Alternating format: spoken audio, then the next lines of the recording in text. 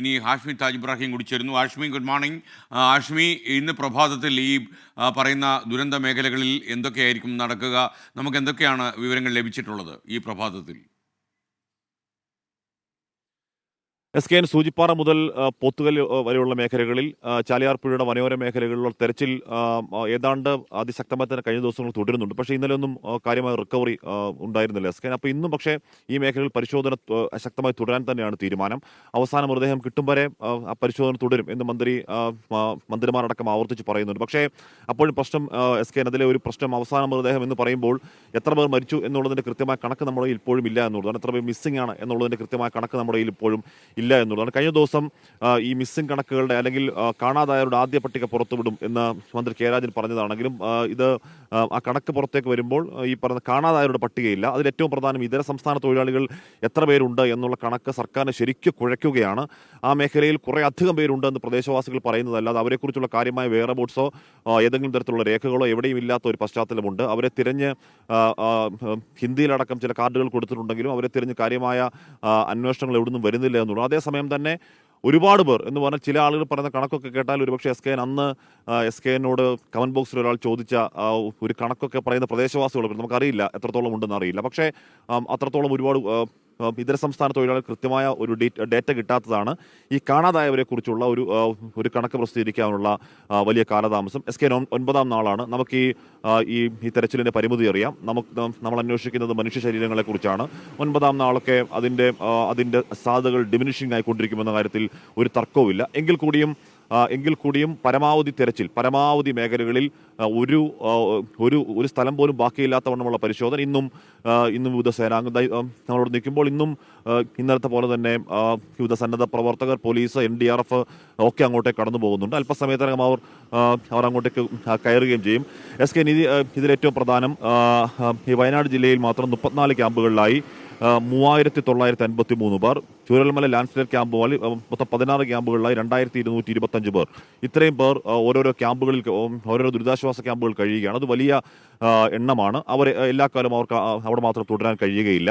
അവർക്ക് അടിയന്തരമായി വാടക വീട് അന്വേഷിക്കണം. SKN ഈ വയനാട് മേഖലയിൽ ഇത്രയധികം വാടക വീടുകൾ കണ്ടെത്തുക ഏതാണ്ട് നടക്കില്ല, ഏതാണ്ട് പ്രാക്ടിക്കൽ അല്ല എന്ന് തന്നെ പറയും. ഇന്നലെ നമ്മുടെ ചർച്ചയിൽ നമ്മുടെ വൈകിട്ട് 7 മുതൽ 8 വരെയുള്ള ഈ ദുരന്തം ബാധിച്ചവർ ഒക്കെ പങ്കെടുത്ത ചർച്ചയിൽ ഈ വിഷയം ചർച്ചയാവുകയുണ്ട്. SKN ഇപ്പോൾ ഇന്ന് രാവിലെ ഒരാളെന്നെ വിളിക്കുകയായിരുന്നു. അതിൻ്റെ അല്പസമയം കഴിയുമ്പോൾ എനിക്ക് വിശദാംശങ്ങൾ നൽകാൻ കഴിയും.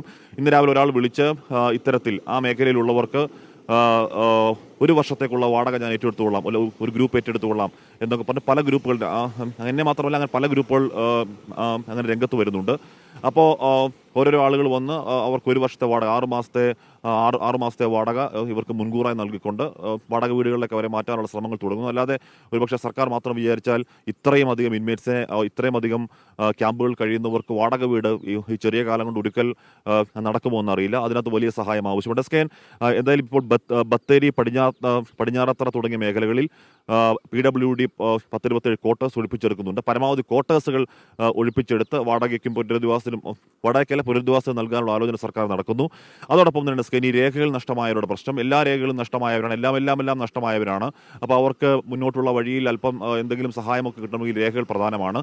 അടിയന്തരമായി അവർക്ക് വേണ്ടത് റേഷൻ കാർഡാണ്. എല്ലാ രേഖകളും നഷ്ടമായ ഒരുപാട് പേരെ നമ്മൾ കണ്ടു SKN. അവർക്ക് വേണ്ടത് റേഷൻ കാർഡാണ്. റേഷൻ കാർഡിന് വേണ്ടിയുള്ള അതിനുള്ള പ്രത്യേക സംവിധാനം ഈ ദിവസങ്ങളിൽ ഇവിടെ പ്രവർത്തിക്കുന്നുണ്ട്. അത് അവർക്ക് അടിയന്തരമായി വേണ്ട കാര്യമാണ്. അതോടൊപ്പം തന്നെയാണ് SKN ഇപ്പോൾ ഈ DNA നമ്മളിപ്പോൾ ഒരുപാട് ഇന്നലെയും കിട്ടിയത് ശരീരഭാഗങ്ങളാണ്. ഇതിനോടകം തന്നെ കുറേയധികം ശരീരഭാഗങ്ങൾ സംസ്കരിച്ച് കഴിഞ്ഞിരിക്കുന്നു. അപ്പോൾ ഈ ശരീരഭാഗങ്ങളുടെ DNA സാമ്പിളുകൾ എടുത്ത് സൂക്ഷിച്ചിട്ടുണ്ട് SKN. അപ്പോൾ ഈ ബന്ധുക്കളുടെയും ഈ വരുന്ന ബന്ധുക്കളുടെ, കാണാതായവരുടെ ബന്ധുക്കളുടെയൊക്കെ അല്ലെങ്കിൽ ക്യാമ്പുകളിൽ കഴിയുന്ന അവരുടെ ബന്ധുക്കളുടെയൊക്കെ രക്തസാമ്പിൾ ശേഖരിക്കുക, DNA സാമ്പിൾ ശേഖരിക്കുക, അത് ഇതുമായി ഒത്തുനോക്കുക. അതൊരു വലിയ മാസീവ് മിഷനാണ് SKN. നമ്മൾ കരുതും പോലെയല്ല. അതൊരു വലിയ ഒരുപാട് ലാബുകൾക്ക് സഹായം നൽകാൻ കഴിയുന്ന വലിയൊരു മാസീവ് മിഷനാണ്. ആ മാസീവ് മിഷൻ ഇതിനോടകം തന്നെ തുടങ്ങിയിരിക്കുന്നു. അപ്പോൾ 9ാം നാൾ, നാളെ പുത്തുമല ദുരന്തത്തിൻ്റെ വാർഷികമാണ് SKN. നാളെ ഇതിനു മുമ്പ് ഈ മേഖല കരഞ്ഞ പുത്തുമല ദുരന്തത്തിൻ്റെ, അതേസമയം ഇതിനേക്കാൾ വ്യാപ്തി പല മടങ്ങ് കുറഞ്ഞ പുത്തുമല ദുരന്തത്തിൻ്റെ വാർഷികമാണ്. ഇന്നലെ നമ്മുടെ ചർച്ചയിൽ പങ്കെടുക്കുന്നവരൊക്കെ പറയുന്നുണ്ട് SKN.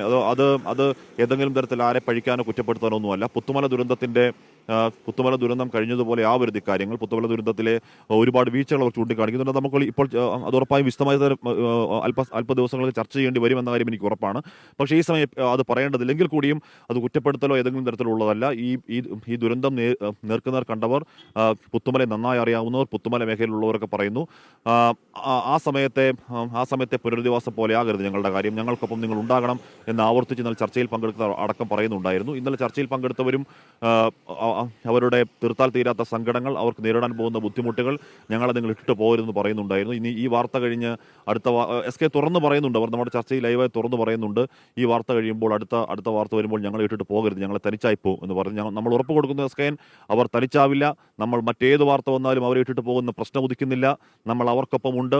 ഓരോ ചെറിയ കാര്യങ്ങൾക്കും നമ്മൾ അവർക്ക് പിന്നാലെ ഉണ്ട്. അവർക്ക് വലിയ പിന്തുണയുമായി സർക്കാർ സംവിധാനങ്ങൾക്ക് പിന്നാലെ അവർക്കൊപ്പം, അവർക്ക് ഈ ദുരന്തത്തിൽപ്പെട്ടവർക്ക്, ക്യാമ്പുകളിൽ കഴിയുന്നവർക്ക്, ഈ ദുരന്തത്തിൽ മരിക്കാതെ ജീവനോട് രക്ഷപ്പെട്ടവർക്ക് അവരുടെ ജീവനം സാധ്യമാകും വരെ നമ്മൾ അവർക്കൊപ്പം തന്നെ കരുത്തോടെയുണ്ട് എന്ന് ഞാൻ അവർക്ക് ഉറപ്പ് കൊടുത്തു. SK. Okay, thank you. തീർച്ചയായിട്ടും അങ്ങനെ തന്നെയായിരിക്കും. ഹാഷ്മി താജ് ഇബ്രാഹിം.